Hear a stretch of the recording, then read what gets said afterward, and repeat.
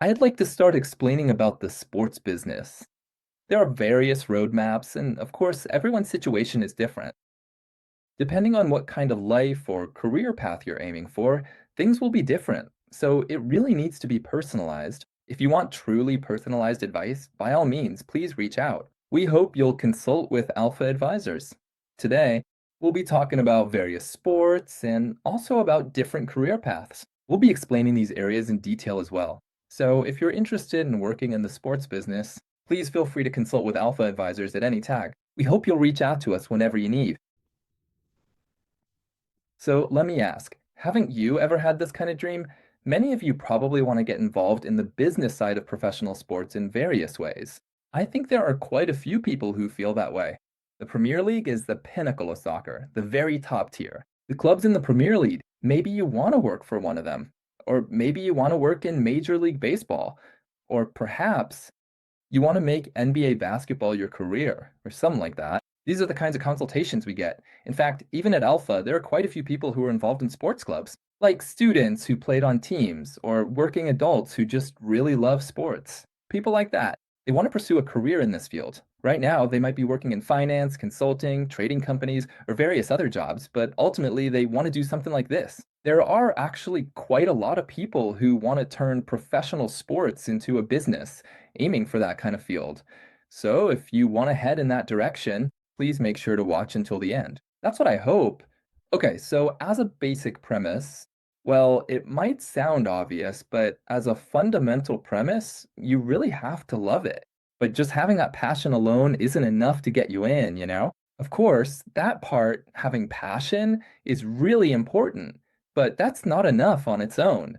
Basically, I think this applies to getting any kind of job, but companies don't just want to hire people who simply love what they do. The reality is, it's really about how useful you are as a person. So, what's important is not just being a huge fan or saying, I really love this, but rather showing that you have this kind of passion. That's what really stands out. But on top of that, there's also something more. It's about having professionalism too. What really matters is honing that expertise and being able to say, I can actually be useful in this area. That's what's important. In other words, your hard skills are also scrutinized closely. Of course, for people from non-English speaking countries like Japan, China, or Korea, people from East Asia, for example, really can't work in America or Europe if they don't speak English. So that's how it is, and those aspects naturally become very important as well. That's why it's crucial to properly acquire those hard skills. And to be more specific, things like finance, data, marketing, and so on. First, let's hone your own area of expertise, your edge. I think that's one of the most important points. Lately, the thing that's insanely popular and also huge in terms of business scale is definitely soccer, right? When it comes to football, even if you just say football in one word, there are a lot of different angles to look at it from. For example, club management, or not just the club itself, but also joining a league or organizations like FIFA. There are also aspects like getting involved in those areas or using data, approaching it from the perspective of data analysis, for example. Especially in modern soccer and modern sports, it's all about data, right? I think that's true for anything. Players make decisions based on data. Data is used to identify things like weaknesses and strengths, and depending on the situation, even in salary evaluations, data is utilized. That's how it's done. So I think at this point, data in sports have become inseparable. Working at such companies or building a career as part of a data team within a club, and then there are also agents. There's even a chance that this might actually be the most profitable path. But for example, becoming a player agent or taking on the role of a negotiator and handling salary evaluations, those kinds of jobs are pretty exciting too, I think. Especially in soccer, transfers happen pretty frequently, so there are also career paths where you can be active as an agent during those times. And then there's the media too. Recently, all kinds of sports media have been popping up. Of course, Japan is included, but the United States and Europe are incredibly advanced in this area too. So there are also jobs where you deliver soccer to people all around the world. And then, as a marketer, you can build up that brand. For example, Nike and Adidas are world famous brands, but in baseball, for example, Shohei Ohtani has an exclusive contract with New Balance, And I think it's really interesting to bring in a star player like that. Doing marketing like that, creating brands or equipment is, of course, also really fascinating. I think so. Also, lately, one area that's become really hot is investment, right? Sports investment, in other words, acquiring companies, or rather, acquiring sports clubs and generating profits from them, is something that's actually possible. Even in investment banking divisions, there are departments dedicated specifically to sports investment, like Fenway Sports, for example. There are also groups like that, sports investment groups, you could say. So it's the same for football and basketball as well. There are actually a lot of companies that invest in those as well. So having a financial career like that is also an option. There are mainly 7 entry points, but as you can see, even if we just say jobs involved in football in one word, there are actually this many options. With so many possibilities, the important thing at the very beginning is to think about which professional you want to become, in which department, in which division, what kind of career path you want to take, and how you want to get involved in professional sports or the sports business. I think this is a really crucial perspective to have from the start. If you start applying without deciding on this, I don't think you'll be very successful. So, above all, I believe having a strategy is important. When it comes to where to start, I think deciding on your strategy is key. There are jobs both inside and outside the club, and there are all sorts of roles. For example, on the business side, are you in a position closer to the players, or are you taking a step back and leading the business side? These are the kinds of things to consider. Big clubs are really good at this. Clubs like Real Madrid or Barcelona, even though they've had some issues, or Bayern Munich, I think those organizations are really skilled in this area. Especially recently, or rather in the recent football industry, Saudi oil money has been flowing in more and more, particularly in the Premier League. With all that money coming in, the industry is really booming, and the value of clubs is rising. So I think the business side is incredibly interesting right now. For example, securing sponsorships like this, or focusing on areas like marketing, finance, or leveraging an edge in regions like Asia, I think those are really good strategies, especially when it comes to soccer or football. It's a global business, so it's watched all over the world, right? It's not just about wanting people from Europe, you know? So there really aren't any incentives like that for the companies or the clubs, which means for people like us from East Asia, like Japanese people, even people from Korea, China, or Taiwan can work at the clubs and take on significant responsibilities there, like a manager, for example. There's definitely a good chance you could be put in charge of those kinds of roles. And if you want to be more involved on the player side, then maybe data analytics or recruitment, for example. Things like analysis or using data or things like tracking data. There are all sorts of options like that as well. There's also the possibility of being involved as a trainer or something like that. And I think that's great too. So that's totally fine. I hope you'll aim for a world like this. That's something I truly believe from the bottom of my heart. Especially, I think Japanese trainers are really talented. That's what I believe too. They have the potential to succeed all over the world. So I think that's more than enough. I believe it's definitely possible to take things to the next level. And of course, I don't think this is limited to just soccer. Living your life through the sport you love is absolutely possible for everyone. That's what I think. There are also places like international organizations. For example, you could join organizations like the Football Association or FIFA or similar groups. Or you could make a career out of data analysis at a data company. That's definitely something you can do as well. As I mentioned earlier, that's pretty much how it is, I think. There are a lot of different ways to get started, so it really comes down to which one you want to pursue, right? So, in that sense, honestly, it's like your career strategy becomes really important, so you need to think it through carefully. So it's about deciding which direction you want to go in. Lately, what's really been heating up, well, not just heating up, but becoming a really hot area is investment. The area of sports investment is extremely important. At least that's what I think, as I briefly mentioned earlier.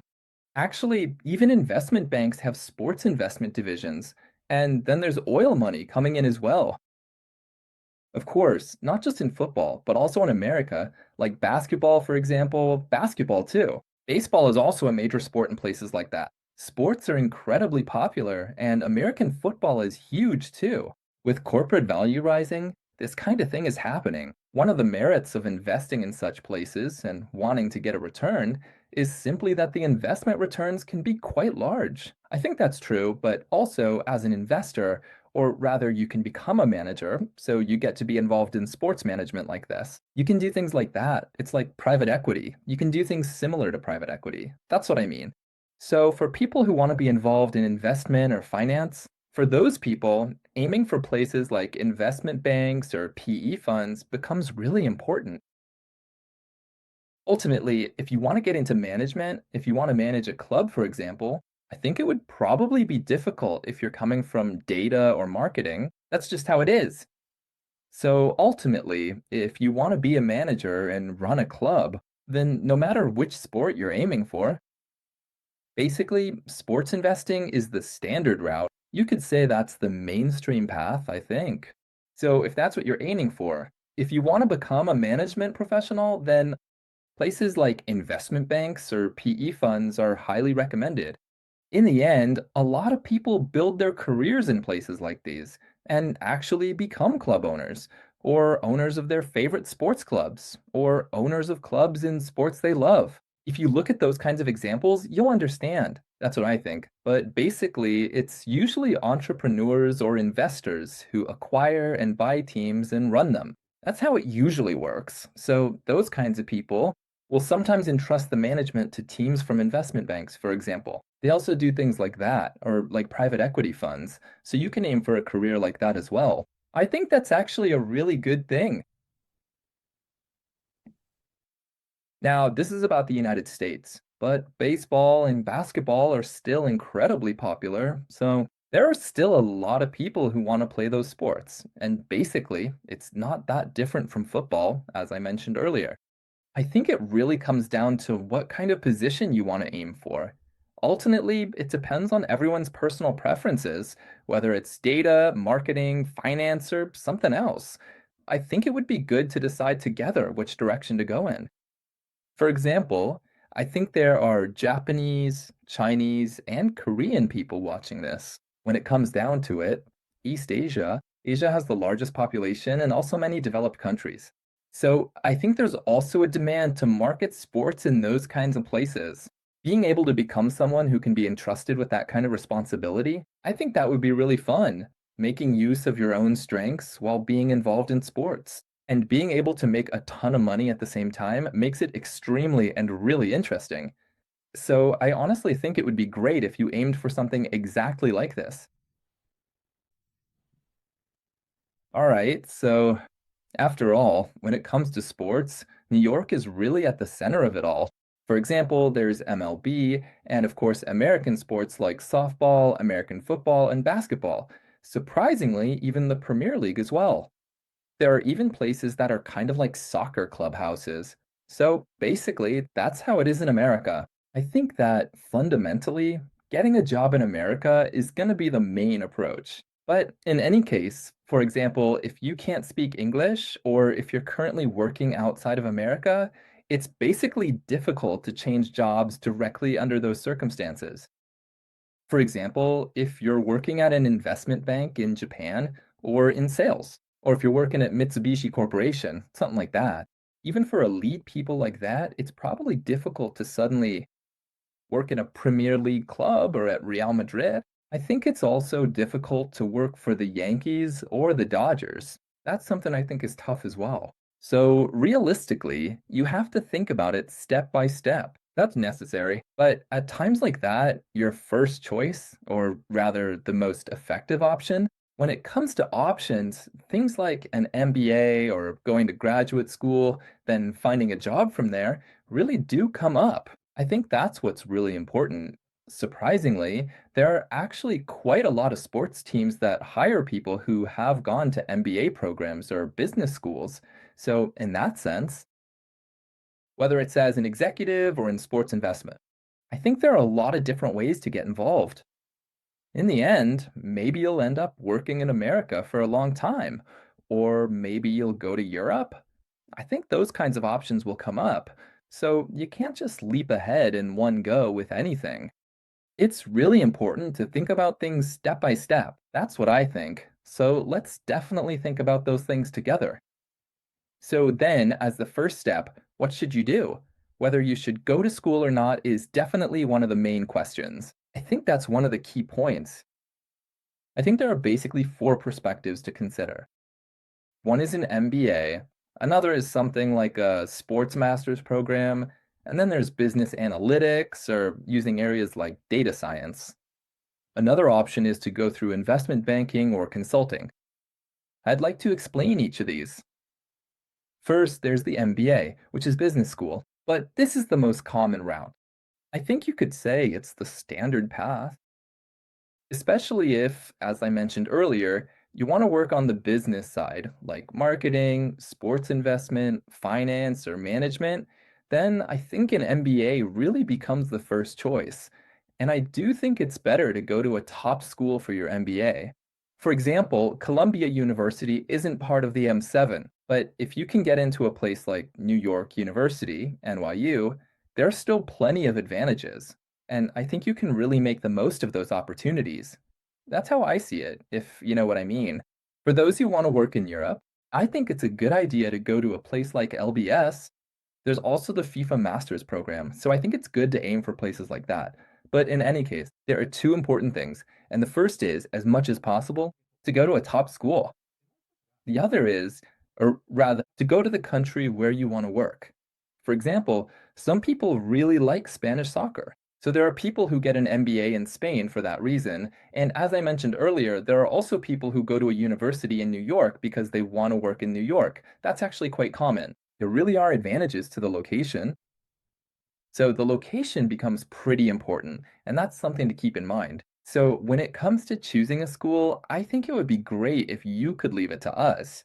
Yes, so as I mentioned earlier, in the end, if you want to run a club or become a CEO or CFO, for those people, I think an MBA is a very classic career path. And also, there's business analytics and sports management, there are these two approaches, and Columbia is pretty famous for them, right? Columbia's Sports Masters program is really famous. And then there's NYU, which is directly connected to careers in New York. I think the location is really great. After all, when the location's good, what's so good about it? Well, you can use the network there. For example, after school, when classes are over, after that, you can intern at a company or with a sports team, and you can get called in for interviews right away. So I think being able to take advantage of those kinds of benefits is a big deal. Sorry for jumping around a bit in the order. However, if you want to get into business analytics, like data analysis and that sort of thing, I highly recommend it. And this isn't just limited to sports data. You can also learn how to collect management related data. Basically, using data, you can figure out things like where and what is selling, how much revenue you might be able to generate, and what kinds of initiatives would be the most statistically appropriate approaches. Recently, this has also been the case in management and sports, but nowadays, marketing and finance are also becoming very data-driven fields. So, probably in the next 10 or 20 years, I think you can become a highly valued professional. And also, compared to computer science or data science, it's not extremely technical. So, it's more of a mild tech field, you could say. You can become that kind of professional. So even if you haven't really done much with math or programming up until now, I think there are actually quite a lot of people like that. But I feel like this is a master's program that's accessible even for those people to aim for. That's what I think. And the other one is sports management. This one, Columbia and some other schools are pretty famous for this, but getting a master's in sports, first of all, you can study sports in a systematic way. There are courses like marketing, finance, and even data science. Of course, there are also basic subjects, and with electives, you can tailor your master's to what you want to do.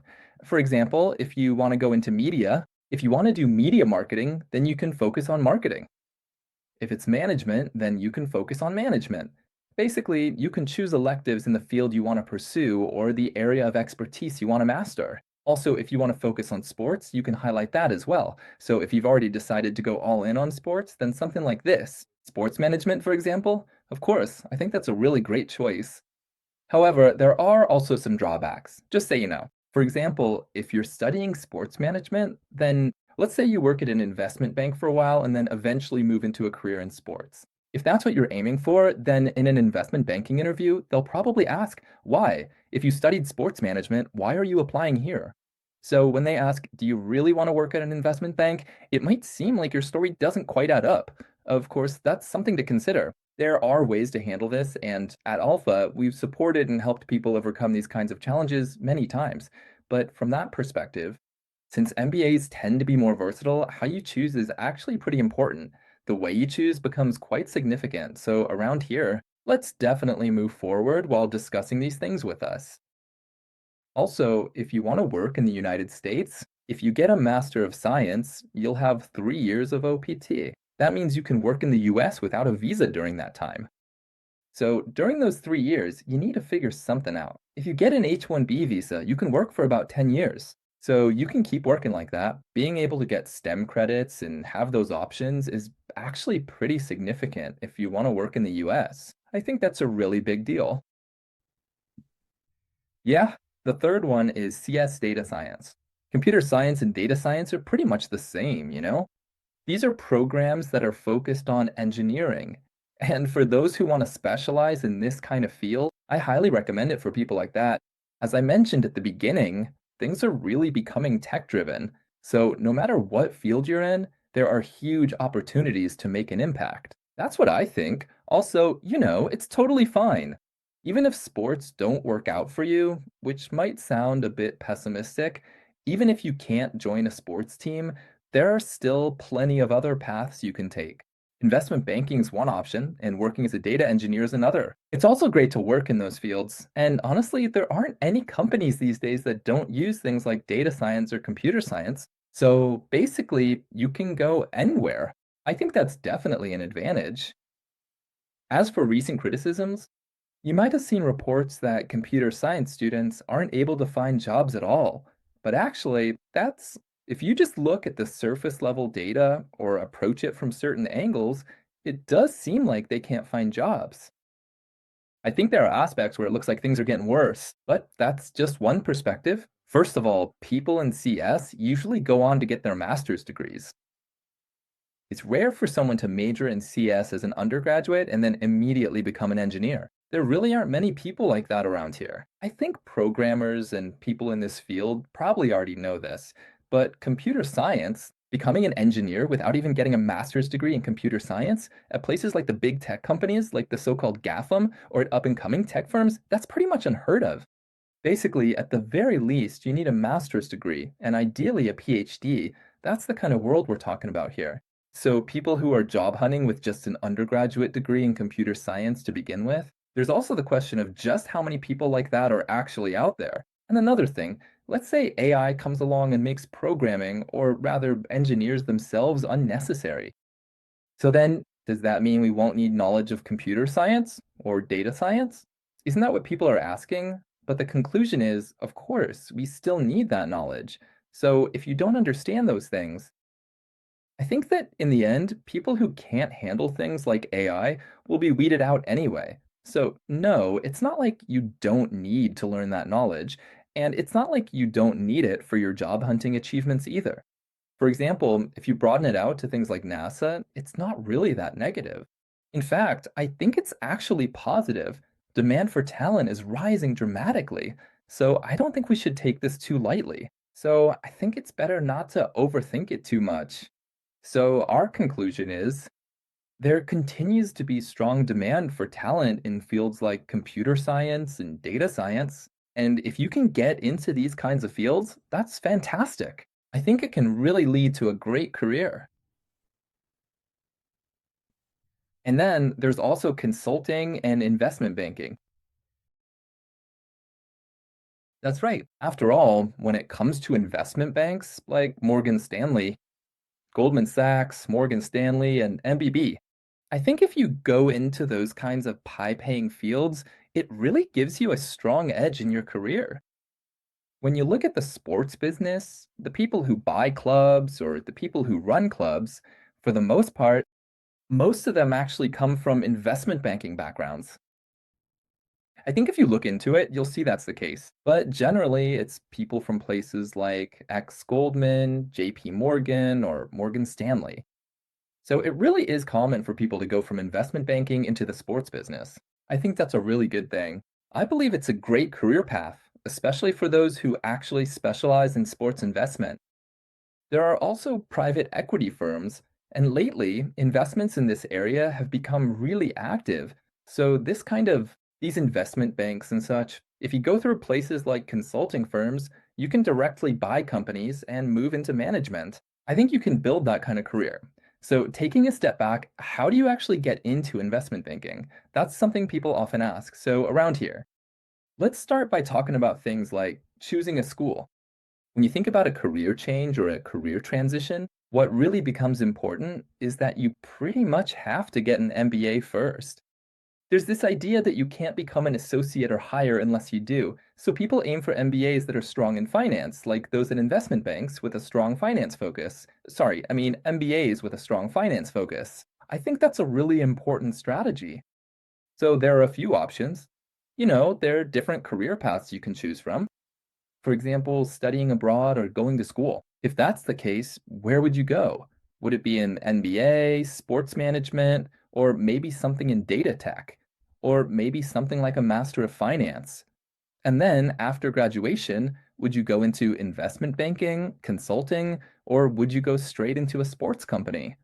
These kinds of choices make career strategy really important. So, with all that in mind, we really hope you'll talk to us about it. I think it would be great if we could move forward while having discussions together.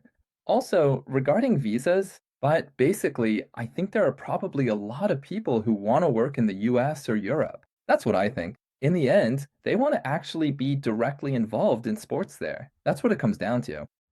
There are a lot of people who want to make it big in the home of sports. There really are quite a few like that. At least that's what I think. But then, if that's the case, one of the most important things you can't ignore is the issue of visas. Recently, especially with Trump's policies, the US has been tightening restrictions on things like the H-1B visa. On the other hand, there are also big issues because some of those policies have been ruled unconstitutional. I think it's kind of like things are swinging back and forth between a right and the left, but for now, things are pretty well established. As for the established way of doing things, it's usually to first get an MBA or a Master of Finance, like sports management, or going to a school focused on data tech or something like that. Then, after that, you get OPT for 3 years and then move up to something like an H-1B visa. I think that's becoming pretty important these days. For international students who aren't familiar with visas, to explain to international students, the H-1B visa is basically a work visa. To get this, you basically have to win a lottery, and this lottery is really just that, a pure lottery. Things like your job skills, those don't really matter much. So, what becomes important is actually the number of times you try. That's the key here. For example, OPT. This OPT means that after studying abroad, you can work in that country for 1 year. It allows you to work in the United States. That's what it means. However, if it's only for 1 year, then of course your chances of winning the H-1B visa lottery are low. But with STEM, you can use OPT for 3 years. 3 years in total. You can keep working in the United States during that time. So that's an advantage. The H-1B visa lottery, you get more chances. So as a result, your odds go up. And eventually, you can get the H-1B too. Ultimately, it's even possible to aim for something like a green card. I think that's definitely a possibility. Okay, next is Europe. However, visas in Europe are a bit different as well, especially in the UK. Basically, if you study abroad for 2 years, or rather, if you go to school there, you'll be granted a visa for 2 years after graduation. After that, though, you'll need to switch to a different visa. When it comes to switching to a sponsored visa, if you end up joining a small or medium-sized company, a lot of those companies aren't really set up to handle visa sponsorship. So that's something to be concerned about from a career perspective and also from a salary perspective, continuing to work in that country. So, from those perspectives too, I think it's definitely better to join a large company, especially one that's used to handling visas. Go for companies that are accustomed to hiring foreigners. That's actually pretty important. So I think it's good to work backwards from that kind of consideration. Let's definitely work on that together. If you just dive in without thinking about this part, you might end up in a situation where you can't find a job in the end. That's something we really want to avoid, right? So to make sure that doesn't happen, let's work on this together. All right, so with that, we've reached the final 5 steps. So let's go through these 5 steps and get involved in the sports business. What's important is to decide on your own path, whether that's an MBA, business analytics, computer science, or something else. The point is, when it comes to sports business, even if you just say it in one word, what is it that you actually want to do? Based on that, which master's program should you choose? You can work backwards to figure out the right path. Like I mentioned earlier, for example, if you want a career in finance, whether it's a career in tech or a career in marketing, the master's you should take will be completely different. The master's program, I mean, so those kinds of things will change as well. So, first, you really need to decide on that.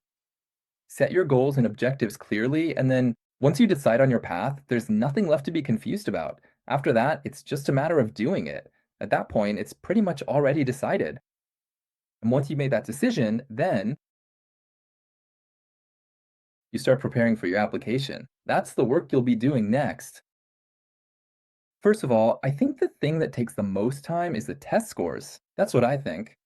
For international students, things like TOEFL, IELTS, and then GMAT or GRE are usually required.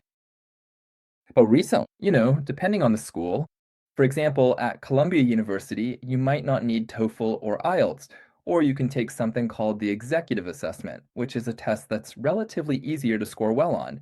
There are schools like that, so those options exist too. So definitely, let's approach this strategically.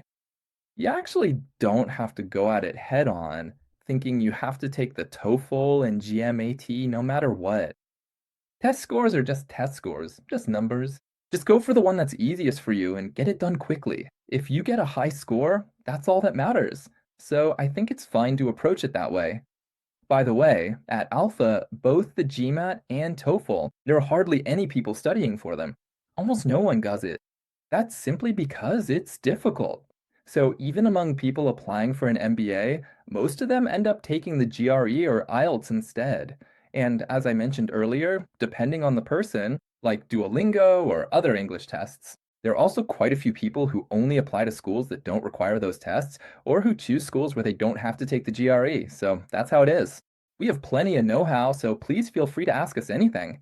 For example, if you want to know about certain schools, certain companies, or what it's like at certain schools, we can tell you. We can also give advice like, you don't need to take this test because it's not a requirement. After that, it all comes down to the essay. The essay becomes extremely important. That's just how it is. After all, for most people, people tend to place too much importance on test scores. But just because you get a good score on the test doesn't mean you'll get into Columbia or Harvard. It doesn't work like that. That's not what it's about. The most important part of the application process is, after all, the essay. In the essay and the interview, it's about how clearly you can show that you have a strong goal, that you followed this kind of career path to achieve that goal, and that you want to do these kinds of things. It's really important to explain those points clearly. I think that's what it comes down to. In other words, why should they? Why should Columbia, Stanford, or Harvard accept you? Why do they have to choose you? It's important to clearly answer that question. Why you? So, in things like essays or personal statements, and also in interviews, you need to persuade people to make them empathize with you, to make them understand and accept you. That kind of work, getting people to feel that way, is exactly what Alpha is best at. So, when it comes to this area, please feel free to ask us about our methods. With this method, we've helped people get into places like Harvard and the M7 schools. We've produced successful applicants to those kinds of places over and over, so please feel free to ask us about our approach. Of course, we can also support you in English, so please leave it to us. This is something that comes after you've been accepted, but networking is key, and internships are also very important. In other words, if you want to work overseas, like in the US or UK or in the West in general, The most important thing, honestly, is not your ability, but your network. Connections are extremely important. That's just how it is. After all, they wonder, who introduced this student to us? That kind of thing is actually looked at pretty strictly. So it's important to connect with all kinds of people and use those opportunities through internships. You need to show that you're actively seeking out opportunities. Like, I'm really committed to sports business. Or, for example, if it's an investment bank, you need to demonstrate that you're committed to investment banking. That's something you have to make clear. So, how do you go about finding that kind of network? There's also the question of whether you should use your school's alumni network. However, there are actually more effective ways to do this, so I hope you'll ask us about them. And finally, I think that in the end, choosing a job by working backwards from the visa requirements becomes really important. If you want to work in the United States, you should choose a school where it's easier to get a US visa. And then I think you should find a job after that.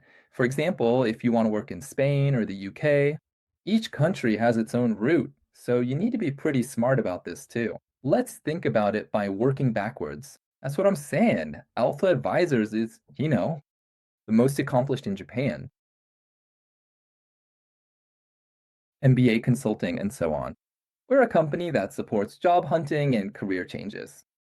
We've been providing support for over 18 years. That's how long we've been doing this. We now have over 80,000 members, and our representative, TJ, as well. Originally, he worked at Sumitomo Corporation, one of Japan's major companies. From there, he went on to Booth MBA in Chicago. He then built a career at Goldman Sachs. So basically, from MBA to post-graduation employment at places like investment banks, we'll be able to support everyone all the way, from passing the exam to changing jobs, so you can count on us until the very end. I think what everyone appreciates most is that we're able to provide that support. What everyone is happiest about, or rather, what everyone appreciates the most, is really this ongoing support. Generally, MBA counselors help you get accepted into an MBA program. And then that's usually where their support ends. But your career doesn't just end there, does it? For example, if you say you want to work in finance, there's no point in going to Kellogg.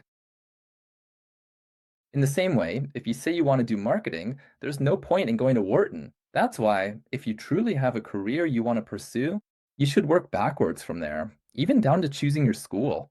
But if you separate those decisions and think about them individually, it ends up being suboptimal and you lose consistency. That's really not a good thing at all.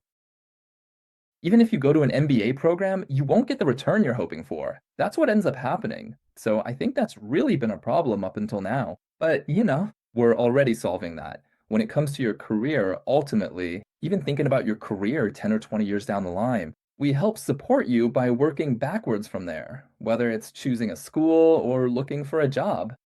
So, by all means, we hope you'll leave these things to us. And if you're interested, even if you just want to talk, please feel free to reach out to Alpha. We look forward to hearing from you and discussing your concerns. Well, then, that was our talk about the sports business.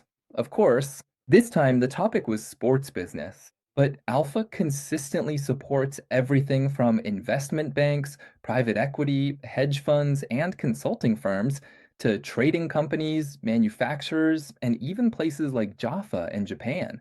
In fact, that might even be our stronger area. So it's not just about the sports business.